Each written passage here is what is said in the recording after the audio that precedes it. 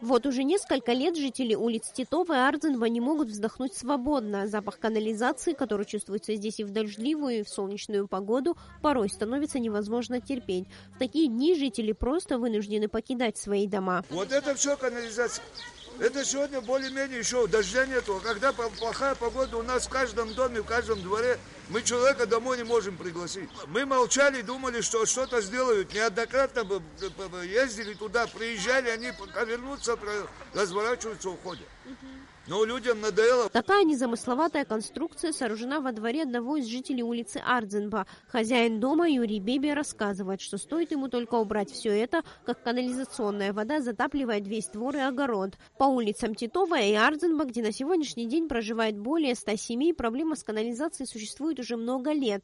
Жители неоднократно обращались и в водоканал, и в коммунальные службы, но по сей день решения никакого нет. Местных жителей особенно беспокоит приближение летнего сезона. По их словам, отдыхающие не в силах терпеть такие неудобства. В первый же вечер собирают вещи и съезжают. Мы обращались в водоканал, мы обращались к нашему уважаемому Харазе.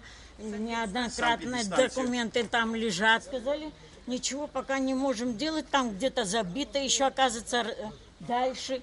Ну вот там, если они начнут потихонечку, мне кажется, все-таки уйдет эта грязь, потому что мы... 3 года продолжается. Да, 3 года вот продолжается, но я не знаю, когда это в конце концов кончится. Если какая-то физическая сила нужна, я думаю, тут наши ребята подключатся, физическая сила мы тоже поможем.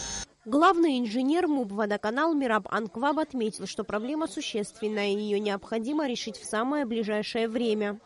Завтра предполагается остановка напряжения. Черноморэнерго проводит профилактические работы.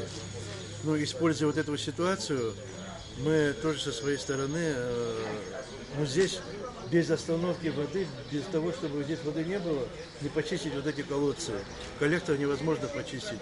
Поэтому, используя вот эту остановку, завтра бригада канализаторщиков будет прочищать коллектор и колодцы. Здесь проблема, конечно, серьезная проблема. Она давно, но месяца 1,5, наверное, назад тоже вот так вот было с остановкой связано. Прочистили от Агумава, они начали чистить, и пока не стемнело, они чистили. Сколько успели, почистили. По словам представителей МУП «Водоканал», в течение нескольких дней их службы сделают все возможное для того, чтобы расчистить канализационные колодцы. Местные жители выразили готовность оказать любую помощь при расчистке люков. Сарьес Смыр, Беслан Чинджерия, Абхазское телевидение.